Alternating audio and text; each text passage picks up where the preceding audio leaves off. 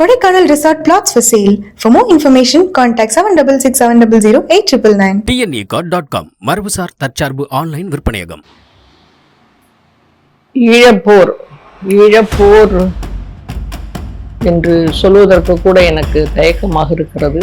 அதுவரை இது போராக இருந்தது. நந்திக்கடல் என்ற அந்த கடலுக்குள் அவர்கள் தள்ளப்பட்டார்களோ அன்றிலிருந்து அது போர் என்ற நிலையை கடந்து திட்டமிட்ட இனப்படுகொலை என்பதை உறுதி செய்கின்ற ஒரு செயலாகத்தான் அது.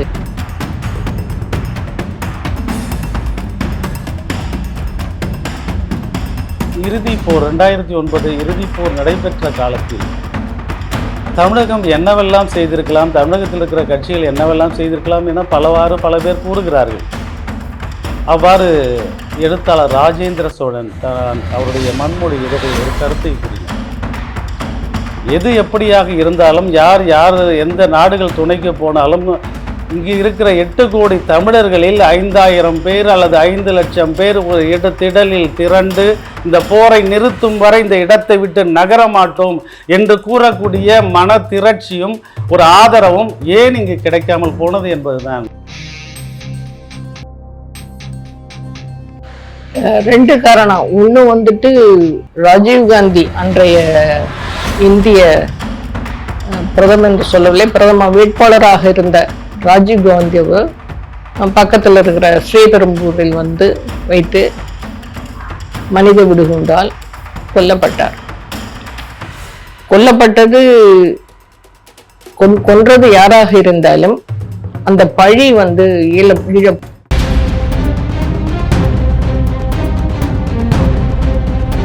இன்றைக்கு காசாவில் நடப்பது போல பீரங்கி குண்டுகளாலும் ஏவுகணை தாக்குதல்களாலும் பல ஆயிரம் பேர் சாடிக்கப்பட்ட செய்தியும் ஒரே நாளில் தினத்தந்தியில் முதல் பக்கத்தில் வருகிறது.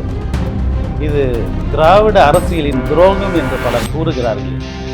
துரோகம் என்ற வார்த்தையை பயன்படுத்த தகுந்ததா என்று எனக்கு தெரியவில்லை. சிதம்பரம் போர் நிறுத்தம் தொடங்கிவிட்டது, நிறுத்த சொல்லி இந்தியா கேட்டுக்கொண்டுள்ளது என்ற தகவலை சொன்னதாகவும் அதன் காரணமாக கலைஞர் அவர்கள் தன்னுடைய உண்ணாவிரதத்தை கைவிட்டதாகவும் ஒரு செய்தி உண்டு. ஆனால் அதற்கு அடுத்த நாளே திருப்பியும் தாக்குதல் நடக்கும் பொழுது கலைஞர் சொன்னதா, என்ன சொன்னீங்களே போர் நின்று விட்டது அப்படி இப்போ இன்னைக்கு குண்டு போட்டிருக்காங்களே சொல்லும் பொழுது மழை விட்டு விட்டது, ஆனால் தூவானம் விடவில்லை என்று சொன்னதாகவும் ஒரு செய்தி வந்தது.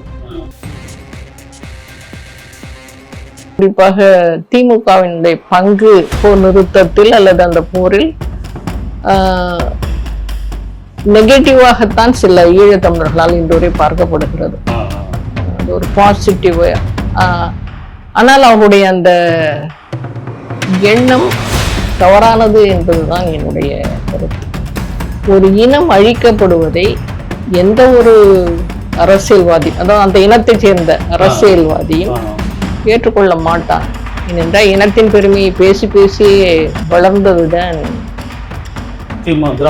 திராவிட கட்சிகள்.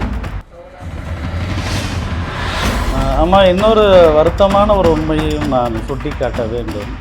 2009 ஈழ இறுதி போருக்கு பிறகு, இன அழிவுக்கு பிறகு யாரெல்லாம் தமிழீழ விடுதலை போராட்டத்தை ஆரம்பத்தில் வளர்த்து எடுத்து அதற்கு ஊக்குவிப்பாகவும் உதவியாகவும் இருந்த திராவிட கட்சிகள், குறிப்பாக திராவிட கழகம், குளத்தூர் மணி போன்ற அமைப்புகள் எல்லாம் கூட 2009க்கு பிறகு ஈழம் என்பதை பற்றி பேசுவதை படிப்படியாக குறைத்து கொண்டே வருவதை தமிழகம் பார்த்து கொண்டுதான் இருக்கிறது. இது எந்த வகையான அரசியல், என்ன காரணம்? அரசியல் ஒன்றும் இல்லை. நீங்க ஈழ போர் நடந்து கொண்டிருந்த காலகட்டத்தையே கொஞ்சம் திருப்பி பார்த்தீங்கன்னா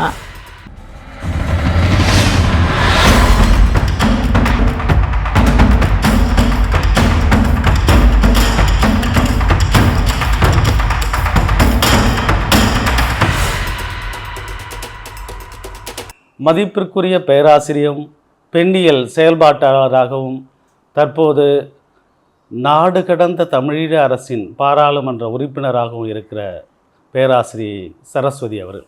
அம்மா வணக்கம்மா. வணக்கம். நலமா இருக்கீங்களாம்மா? நல்லா இருக்கேன். இவ்வாறான மே மாதத்தில் இனப்படுகொலை மாதத்தை கடந்து போகும்போதெல்லாம் உங்களுக்கு என்ன தோன்றும்? நெஞ்சினிலே துயரமும் துக்கமும் அதிகமாகும். எந்த லட்சியத்தை முன்வைத்து ஆயுதமேந்திய போராட்டத்தை அருமை நடத்தினார்களோ அது நிச்சயமாக அவருடைய இலக்கை சென்றடையும் என்று நம்பிய பல கோடி மக்களில் நானும் ஒருத்தி. இவ்வளவு இழப்புகள், இவ்வளவு சாவுகள், இவ்வளவு மரணங்கள், தியாகங்கள், ரத்தம், இவற்றிற்கு பின்னால் அந்த லட்சியம் கைகூடவில்லையே என்ற வருத்தம் எனக்கு இன்று வரை இருக்கிறது. லட்சியம் கைகூடாதது மட்டுமல்ல, எதற்காக ஈழப்போர் நடைபெற்றதோ அந்த லட்சியத்தை ஈழ மக்களே மறந்து விட்டார்களோ என்ற ஒரு ஆதங்கமும் எனக்கு உண்டு. தமிழீழ விடுதலை வென்றெடுக்க வேண்டும் என்கிற நோக்கத்தோடு தங்களை அனைத்திற்கும் ஆயத்தப்படுத்தி கொண்ட பல நூறு இளைஞர்களை உங்களது பருவத்தில் காலத்தில் பார்த்திருப்பீர்கள். அரசியல் செயல்பாட்டாளராக இங்கே பேபி சுப்பிரமணியம் என்ற ஒருவர் செயல்பட்டு கொண்டிருந்தார். அவருடைய இயற்பெயர் என்ன என்று நாங்கள் அறிந்து கொள்ள முயலவில்லை. இங்கிருந்து சென்றதும் மிகச்சிறந்த சமையல்காரர், மிக நன்றாக சமைப்பார். அதுல முக்கியமான விஷயம் என்னன்னா, அவர் வெஜிடேரியன், நான் வெஜிடேரியன், நானாகப்பட்டாய் ஒரு வெஜிடேரியன். அதனால அவர் எங்கள் வீட்டில் மிக இயல்பாக தங்கிக் கொண்டார். எங்கள் வீட்டில் தான் பெரும்பாலும் அவர் இந்தியாவில் தமிழ்நாட்டில் இருந்த காலகட்டத்தில் எங்கள் வீட்டில் தான், அப்பொழுது நாங்கள் அடையாறில் இருந்தோம், எங்கள் வீட்டு தான் இருந்தார் என்று சொல்ல போனா அது பேபி சுப்பிரமணியத்தினுடைய அரசியல் அலுவலகமாகவே எங்கள் வீடு கருதப்பட்டது. எல்லா வேலைகளையும் இழுத்து போட்டு கொண்டு செய்வார். எங்கள் வீட்டில் இழுத்து போட்டு கொண்டு சொன்னா, அவர் வீட்டில் இருந்தால் அருமையான ஒரு சமையல் கிடைக்கும் என்று அவருடன் உடன் இருந்த வேறு வேறு இடங்களில் தங்கியிருந்த வீட்டிற்கு வருவார்கள். ஒரு மிகப்பெரிய விருந்து அன்றைக்கு நடைபெறும். அவருடைய எளிமை என்பது சாதாரணமா காந்திய எளிமை என்று சொல்லுவோம். எளிமை வார்த்தைகளுக்குள் அடங்காதது. செருப்பு போட்டுக் கொள்ள மாட்டார்.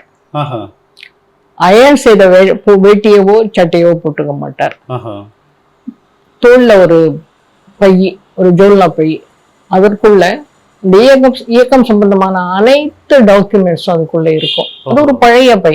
அந்த பைய பாத்தீங்கன்னா இதுக்குள்ள இவ்வளவு வேல்யூபிள் டாக்குமெண்ட்ஸ் எல்லாம் இருக்குதா அப்படின்னு யாராலையும் சொல்ல முடியாது. அவருக்கு இயக்கத்தில் ஒரு டிவிஎஸ் 50 வாங்கி கொடுத்தாங்க, 2 வீலர் வாங்கி கொடுத்தாங்க. ஆனா நம்ப மாட்டீங்க, 2 வீலர் அவர் ஓட்ட மாட்டார், பின்னாலதான் உட்காந்துக்குவார். சோ இயக்கத்தை சார்ந்த யாராவது ஒருவர் தான் அந்த 2 வீலரை ஓட்டிட்டு போவாங்க.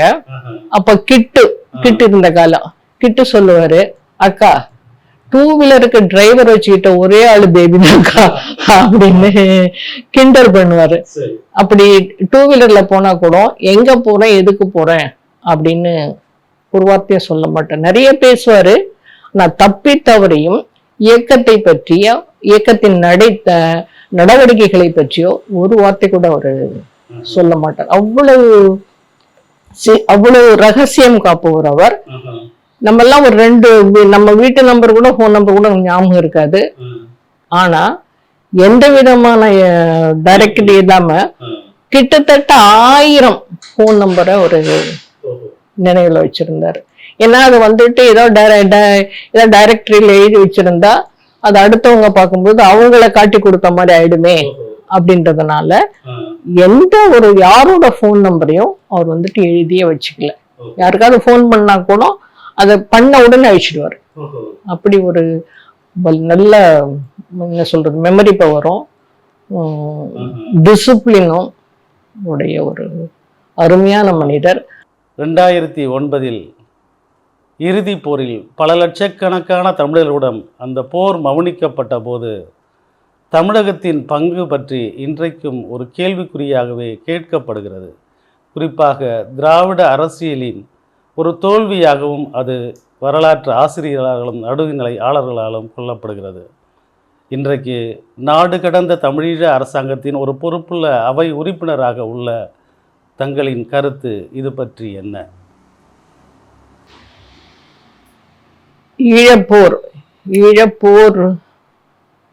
என்று சொல்வதற்கு கூட எனக்கு தயக்கமாக இருக்கிறது. அதுவரை இது போராக இருந்தது. நந்திக்கடல் என்ற அந்த கடலுக்குள் அவர்கள் தள்ளப்பட்டார்களோ அன்றிலிருந்து அது போர் என்ற நிலையை கடந்து திட்டமிட்ட இனப்படுகொலை என்பதை உறுதி செய்கின்ற ஒரு செயலாகத்தான் அது எனக்கு தோன்றுகிறது. ஏனென்றால் நிராயுத பாணிகளாக எந்த விதமான ஆதரவும் இல்லாது எல்லா நாடுகளினுடைய வெறுப்பையும் ஏற்றுக்கொண்டு, எல்லா நாடுகளும் வெறுப்பு என்ற எந்த அர்த்தத்தில் நான் சொல்றேன்னா, இறுதி யுத்தத்தில் எல்லா நாடுகளும் இணைந்து சிங்கள அரசுக்கு கொடுத்த ஆதரவின் காரணமாகத்தான் பின்வாங்க நேரிட்டது என்பதை நான் உறுதியாக நம்புகிறேன். தமிழகத்தின் பங்கு பற்றி இன்றைக்கும் நடுநிலையாளர்களால் ஒரு கேள்வி எழுப்பப்படுகிறது. தமிழகத்தின் பங்கு சிறப்பாக இல்லையோ அல்லது அந்த நேரத்துக்கு உதவிகரமாக இல்லாமல் போனது பற்றி பலவித காரணங்கள் கேட்கப்படுது. ஈழ விடுதலை போராட்டத்தை ஆரம்பத்திலிருந்து கணித்தீர்களே என்றால், இயக்கம் யாரை நம்பியும் அந்த போராய் தொடங்கவில்லை. இயக்கம் தன்னை நம்பியே, தன்னுடைய இளைஞர்களை, வீரர்களை நம்பியே, போராளிகளை நம்பியே அந்த போராட்டத்தை தொடங்கியது.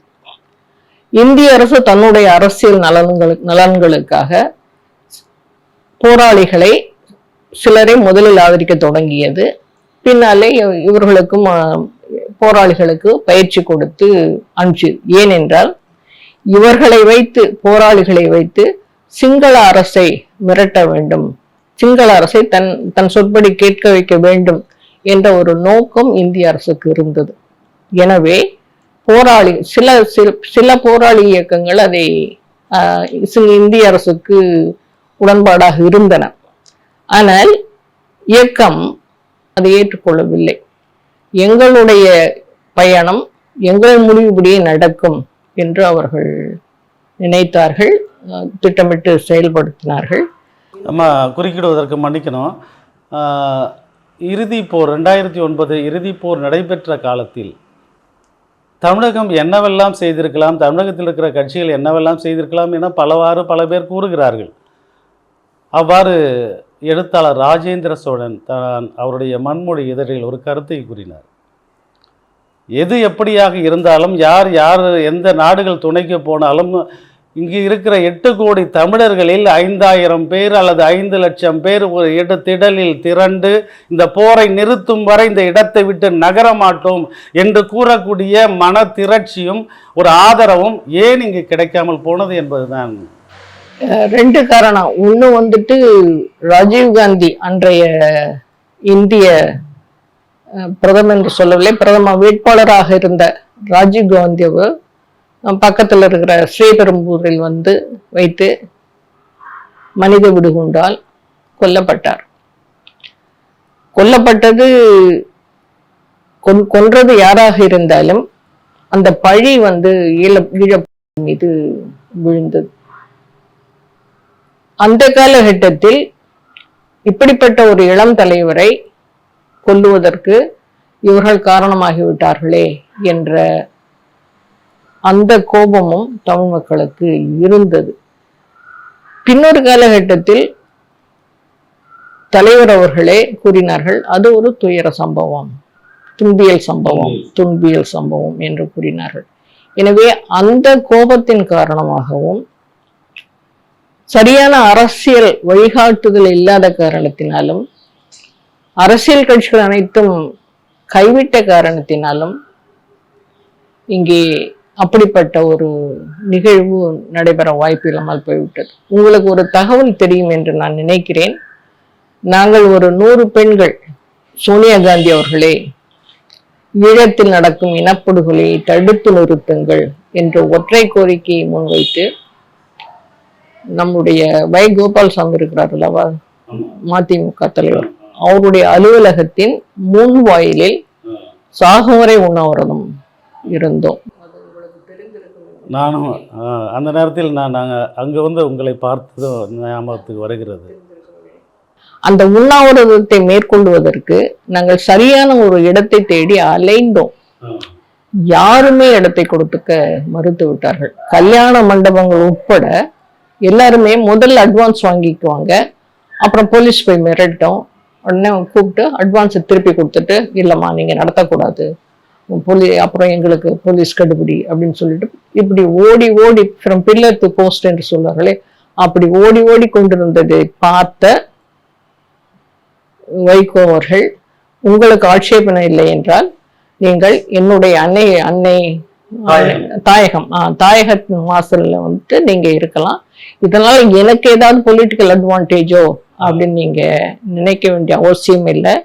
எங்க கேடர்ஸ் யாரும் அந்த பக்கம் வரவே மாட்டாங்க, உங்களுக்கு பாதுகாப்புக்கான ஏற்பாடுகளை நான் செய்கிறேன் என்று எங்களுக்கு என்று ஒரு தனி இடத்தை ஒதுக்கி கொடுத்து நாங்கள் 100 பேர் என்று தொடங்கினோம். ஆனால் கடைசி வரை ஒரு 32 பேர், கிட்டத்தட்ட 14 நாட்கள் உண்ணாநிலை போராட்டம். உண்ணாநிலை போராட்டம்னா இந்த அரசியல் கட்சியெல்லாம் இப்போ செய்துன்னு சொல்றாங்களே, அப்படியெல்லாம் இல்லை, நிஜமாலுமே உண்ணாநிலை போராட்டத்தை மேற்கொண்டோம். இந்த 14வது நாள் போலீஸ் எங்களெல்லாம் கட்டாயமாக அந்த நீங்கள் இருந்த அந்த பந்தலுக்குள் அந்த கோவிலை தாண்டி உள்ளே நுழையவே முடியாது. அந்த சாலையே ருக்மணி அரண்டேல் சாலையே ஒரு பேர், அது அந்த சாலையே நடக்க முடியும். ஆமாம், பாந்தியன் சாலை, அதுக்குள்ளேயே நுழைய முடியாத அளவுக்கு போக்குவரத்து எல்லாம் கூட தடைபட்டிருந்தது. இப்படி ஆனால் என்னோட ஆதங்கம், இன்றொரு என்னுடைய ஆதங்கம் என்னவென்றால், தமிழகத்தில் ஈழ போராளிகளுக்கு ஆதரவாக அல்லது ஈழ போருக்கு ஆதரவாக இருந்த சக்திகள் எவை என்று சொல்லும் பொழுது மறந்தும் கூட எந்த ஒரு பத்திரிகையும் எந்த ஒரு மக்கள் தொடர்பு சாதனமும் நான் இந்த பெண்கள் மேற்கொண்ட இந்த உண்ணாவிரதத்தை பற்றி குறிப்பிடுவதே இல்லை. அது ஏன் என்று எனக்கு புரியவில்லை. உயிரை பணயம் வைத்து பெண்கள் உண்ணாவிரதம் இருந்திருக்கிறார்கள். எதற்காக என்றால் ஈழ போரை நிறுத்துவதற்காக. உங்களுக்கு நல்லா தெரியும், பெண்கள் எப்போதும் விரும்புவதும் போரற்ற ஒரு சமுதாயத்தையும் அமைதியையும் தான் விரும்புகிறார்கள். ஈழப்போர் நிறுத்தப்பட வேண்டும் என்பதற்காக சோனியா காந்தியை கெஞ்சி கேட்டு ஒரு உண்ணாவிரதம் இருக்கிறோம். அதை யாருமே அதை கண்டுகிடலை அப்படின்னா, அப்போ பெண்களை பற்றி அல்லது எங்களுடைய போராட்டத்தை பற்றி இவருடைய மதிப்பீடு என்ன என்ற ஒரு கேள்விதான் எனக்கு மிஞ்சுகிறது. அப்போது ஆண்டு கொண்டிருந்த திராவிட அரசாங்கங்கள் அந்த போரை நிறுத்துவதற்கான முழு மனதான முயற்சியில் முழு மனதான ஒரு செயல்பாடுகளில் இல்லாமல் அப்போது நடைபெற்ற பொது தேர்தலுக்கு பிறகு மத்திய அமைச்சரவையில் எந்த பதவியை பெறுவது என்பதற்கான ஒரு பேச்சுவார்த்தை தான் அப்போது கலைஞர் நடத்தி கொண்டிருந்தார் என்றும், ஆனால் அதே காலகட்டத்தில் பல நூறு மக்கள் ஒரு சிறிய பாதுகாப்பு வளையத்துக்குள் முடக்கப்பட்டு எந்தவித கேட்பாரும் இன்றி இன்றைக்கு காசாவில் நடப்பது போல பீரங்கி குண்டுகளாலும் ஏவுகணை தாக்குதல்களாலும் பல ஆயிரம் பேர் சாடிக்கப்பட்ட செய்தியும் ஒரே நாளில் தினத்தந்தியில் முதல் பக்கத்தில் வருகிறது. இது திராவிட அரசியலின் துரோகம் என்று பலர் கூறுகிறார்களே, இதை பற்றி தங்கள் கருத்து என்ன? துரோகம் என்ற வார்த்தையை பயன்படுத்த தகுந்ததா என்று எனக்கு தெரியவில்லை. ஏனென்றால் இறுதிக்கட்ட போராட்டம் இந்தியா நினைத்திருந்தாலும் நிறுத்தி இருக்க முடியாது என்பதுதான் என்னுடைய எண்ணம்.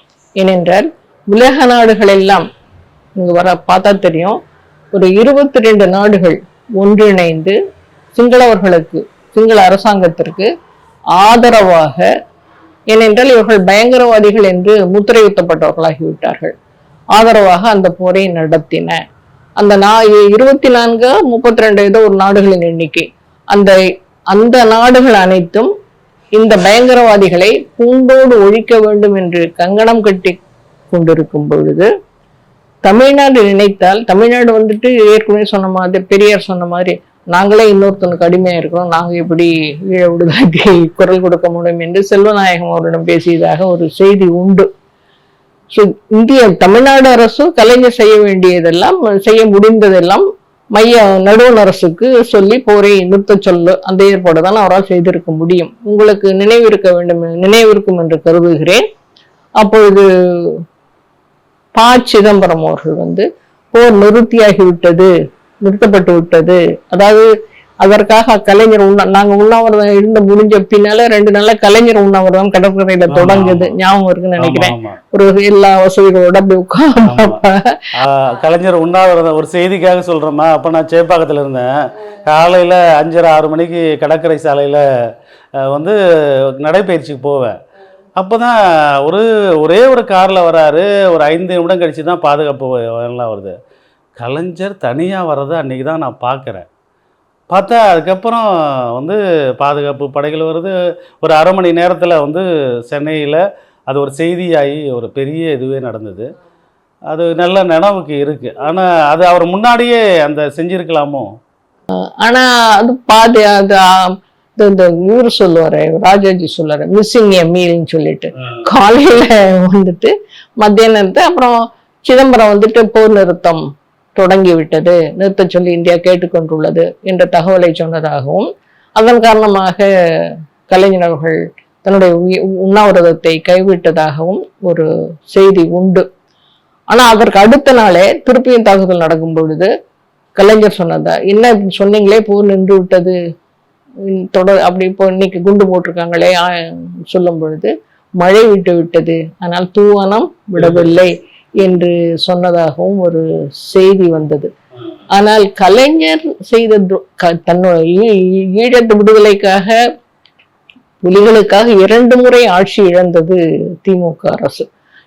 உங்களுக்கு அது நினைவு இருக்குன்னு நினைக்கிறேன். ஒரு அரசு அப்படி 2 முறை இழந்த ஒரு அரசு நிச்சயமாக அவர்களுக்கு துரோகம் செய்ய வேண்டும் என்று எண்ணி இருக்காது. கைமீறி போய்விட்டது, நிலைமை கைமீறி போய்விட்டது, இனி நாம் சொன்னாலும் அது நடைபெறாது, சொன்னாலும் அது ஏற்றுக்கொள்ளப்பட மாட்டாது என்ற ஒரு சூழல் இருந்திருக்கலாம். அதன் காரணமாக இவர்கள் வலியுறுத்தாமல் போயிருக்கலாம். எனவே துரோகம் செய்து விட்டார்கள் என்று சொல்லுவது எனக்கு உடன்பாடாக.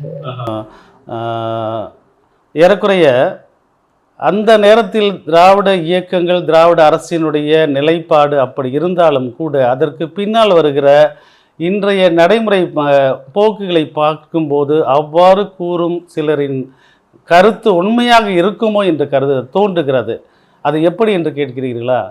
இந்த இன அழிப்பு மாதத்தை, இன வேந்தல், இன அழிப்பு, இன வாரம் உலகம் முழுக்க தமிழர்களால் கடைபிடிக்கப்படுகிறது.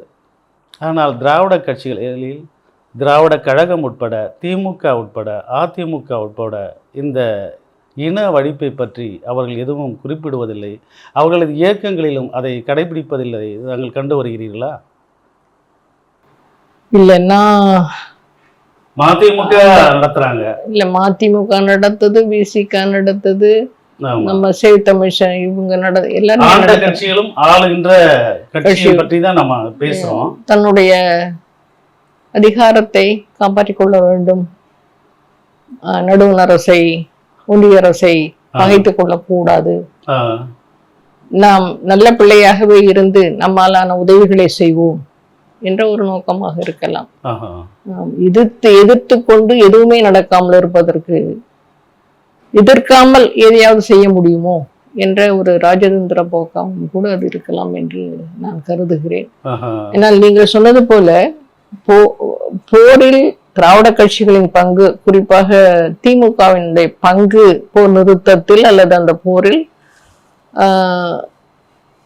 நெகட்டிவாகத்தான் சில ஈழத்தமிழர்களால் இன்றுவரை பார்க்கப்படுகிறது. அது ஒரு பாசிட்டிவ். ஆனால் அவருடைய அந்த எண்ணம் தவறானது என்பதுதான் என்னுடைய கருத்து.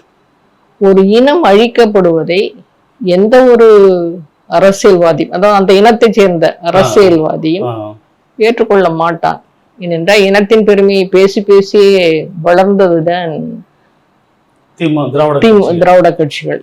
எனவே அப்படி ஒரு தன்னுடைய ரத்தத்தின் ரத்தமாக இருக்கின்ற தொப்புள்கொடி உறவுகள் அழிவதை அவர்கள் மனசார ஏற்றுக்கொள்ள மாட்டார்கள், ஏற்றுக்கொள்பவர்களும் அல்ல.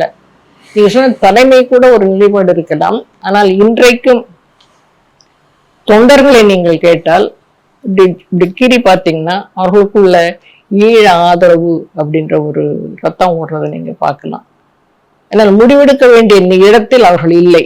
முடிவெடுக்க வேண்டியவர்கள் ராஜதந்திரம் என்ற போக்கில் சில செய்திகளை செய்யும் பொழுது ஒரு இயக்கத்தையே நாம் ஆமா. இன்னொரு வருத்தமான ஒரு உண்மையையும் நான் சுட்டி காட்ட வேண்டும். 2009 ஈழ இறுதி போருக்கு பிறகு, இன அழிவுக்கு பிறகு யாரெல்லாம் தமிழீழ விடுதலை போராட்டத்தை ஆரம்பத்தில் வளர்த்து எடுத்து அதற்கு ஊக்குவிப்பாகவும் உதவியாகவும் இருந்த திராவிட கட்சிகள், குறிப்பாக திராவிடக் கழகம், குளத்தூர் மணி போன்ற அமைப்புகள் எல்லாம் கூட 2009க்கு பிறகு ஈழம் என்பதை பற்றி பேசுவதை படிப்படியாக குறைத்து கொண்டே வருவதை தமிழகம் பார்த்து கொண்டு தான் இருக்கிறது. இது எந்த வகையான அரசியல், என்ன காரணம்? அரசியல் ஒன்றும் இல்லை. நீங்க வந்துட்டு போர் நடந்து கொண்டிருந்த காலகட்டத்தையே கொஞ்சம் திருப்பி பார்த்தீங்கன்னா, நாட்டில் ஏதாவது நடந்தால், நாட்டில் ஏதாவது அறிவிப்பு வந்தால், ஏதாவது தாக்குதல் நடந்தால் அந்த எதிரொலி இங்கே இருக்கும். அங்கே ஒரு தாக்குதல் நடந்தது அப்படின்னு சொன்னா இங்க அந்த எதிரொலி எது கொண்டாட்டமாகவோ கூட்டமாகவோ ஏதோவாக இருக்கும். நாட்டில் எதுவுமே நடக்காத ஒரு சூழலில் எதை பற்றி பேசுவது, எதற்காக பேசுவது என்ற ஒரு கேள்வி இருக்கிறது. இப்போ பார்த்தீங்கன்னா ஈழம் வந்துட்டு, ஈழத்துல எதுவுமே நடக்கல. ஈழ அரசியலே ஒரு குழப்பமான அரசியலாக இப்போது இருக்கிறது. உங்களுக்கு தெரியும், இப்போ ஈழத்தில் நடந்த, இலங்கையில் நடந்த தேர்தலில் ஈழப்பகுதியிலிருந்து சிங்களவர்கள் தேர்ந்தெடுக்கப்பட்டிருக்கிறார்கள் என்பதை நீங்கள் அறிவீர்கள். அப்படி இருக்கும்பொழுது அங்கே இருக்கிற மக்களினுடைய மனப்போக்கை அனுசரித்துத்தான் இங்கேயும் எழுச்சியோ மற்ற நிலைகள். ஆனால் அங்கே இருக்கிற மக்கள் எப்படிப்பட்டவர்களாக, எந்த திசையை நோக்கி செல்லுகிறார்கள், அவர்கள் இன்னும் இந்த லட்சியத்திற்காக போராடுகிறார்களா, தயாராக இருக்கிறார்களா என்ற ஒரு கேள்வி எழுகிறது. ரெண்டாவது, அந்த மக்களையும் குறை சொல்லி பயனில்லை. ஏன்னா அங்க இருக்கிற போருக்கு பின்னாலான இந்த ஈழத்தினுடைய நிலைமை எப்படி இருக்கிறது, ஈழ மக்களுடைய நிலைமை எப்படி இருக்கிறது என்பதையும் நாம் கணக்கில் எடுத்துக்கொள்ள வேண்டும். எனவே இது ஏன் அவர்கள் பேசவில்லை, இவர்கள் பேசவில்லை என்றால் இப்பொழுது என்ன பேசுவது? இந்திய அரசை அதை செய் என்று சொல்ல முடியுமா, அல்லது தமிழக அரசை இதை செய்ய என்று சொல்ல முடியுமா? டிஜிடி, நாடு கடந்த தமிழ் அரசு ஏதாவது கூட்டம் போட கிளம்பினால் உடனே போலீஸ்காரன் சொல்றா, இல்ல நீங்க எனவே நீங்க ஃப்ரண்ட் ஆர்கனைசேஷனா இருக்கிற நீங்களும் கூட்டம் போடக்கூடாது, நாங்க அனுமதி கொடுக்க மாட்டோம் என்று நடந்தது. 2 ஆண்டுகளுக்கு முன்னாலே நாங்க அதை மீறி ஒரு இடத்துல திராவிடர் விடுதலை கழக ஆபீஸ்ல கூட்டம் போடும் பொழுது, நாடாளுமன்ற கூட்டம் போடும் பொழுது, டிஜிடியோட நாடாளுமன்ற நீதிமன்ற அப்புறம் ரொம்ப முயன்றது ஒரே ஒரு கூட்டம் தான் போட்டோம். அந்த ஏனென்றால் நடுவண் அரசு தடை செய்து வைத்திருக்கிறது. அதுல தமிழ்நாடு அரசும் இன்டர்வீனிங் பெட்டிஷன் போட்டிருக்கு. இந்த நாடு கடந்த தமிழீழ அரசாங்கம் என்பது 2009 இறுதி போருக்கு பிறகு ஒரு ஆண்டுக்கு பிறகு 2010 உருவாக்கப்பட்டது. இதனுடைய நோக்கமும் செயல்பாடுகளும் என்ன? இல்லை, அதாவது ஆயுத போராட்டம் ஒரு தற்காலிக முடிவுக்கு வந்த காரணத்தினாலேயே அந்த கோரிக்கை தவறானது என்று சொல்ல முடியாது. அந்த கோரிக்கைகள், தனியீழம் என்ற கோரிக்கைகளில் நியாயம் இருக்கிறது. எனவே அந்த நியாயத்தை உலக நாடுகளுக்கு எடுத்து சொல்லி உலக நாடுகள் வழியாக ஒரு அரசியல் தீர்வு காணப்பட வேண்டும் என்பதற்காக தொடங்கப்பட்டதுதான் இந்த நாடு கடந்த தமிழீழ அரசு என்பது. இது கவர்மெண்ட் இன் எக்ஸைல், தலைலாமா போல கவர்மெண்ட் இன் எக்ஸைல் அல்ல. அது இருந்த ஒரு அரசு இன்னொரு இடத்திற்கு பெயருகிறது. அது கவர்மெண்ட் இன் எக்ஸைல். இங்கே அரசு இல்லை, ஆனா நாடு இருக்கிறது. எனவே அதற்காக நாடு கடந்த தமிழீழ அரசு என்ற ஒரு அமைப்பு துவங்கப்பட்டது. இது மிக ஜனநாயக முறையில் செயல்பட்டு கொண்டிருக்கிறது. எங்கெல்லாம் ஈழத்தமிழர்கள் அடர்த்தியாக வாழ்கிறார்களோ, ஒரு 42 நாடுகளில் ஈழத்தமிழர்கள் அடர்த்தியாக வாழ்ந்து கொண்டிருக்கிறார்கள். அங்கெல்லாம் ஜனநாயக முறைப்படி தேர்தலை நடத்தி பிரதிநிதிகளை தேர்ந்தெடுத்து, அப்படி தேர்ந்தெடுக்கப்பட்ட பிரதிநிதிகளில் இருந்து ஒரு அமைச்சரவையை உருவாக்கி அந்த அமைச்சர்களுக்கு தனித்தனி இலாகாக்கள் கொடுத்து அந்த இலாகாவை பற்றிய விவரங்கள் செயல்பட வேண்டும் என்று செயல்பட்டு கொண்டிருக்கின்ற ஒரு அமைப்பு தான் இது. இது திருப்பி நாங்க ஆயுத போராட்டத்திற்கு தயாராகுவோம் அப்படி இல்லை. பீஸ்ஃபுல் மீன்ஸ், அமைதி வழியில் ஜனநாயக முறையில் ஒரு தீர்வை காண வேண்டும். தங்களது அயராத பணிகளுக்கிடையே மிகச்சிறந்த ஒரு பங்கேற்பை வழங்கி மிகச்சிறந்த ஒரு கலந்துரையாடலாக இதை மாற்றிய தங்களுக்கு எனது சார்பிலும் இந்த வலையொலி காட்சியின் சார்பிலும் நிறுவனத்தின் சார்பிலும் எனது நெஞ்சார்ந்த நன்றியை தெரிவித்துக் கொள்கிறேன். நன்றி, வணக்கம். உங்களுக்கும் என்னுடைய நன்றியையும் வணக்கத்தையும் தெரிவித்துக் கொள்கிறேன்.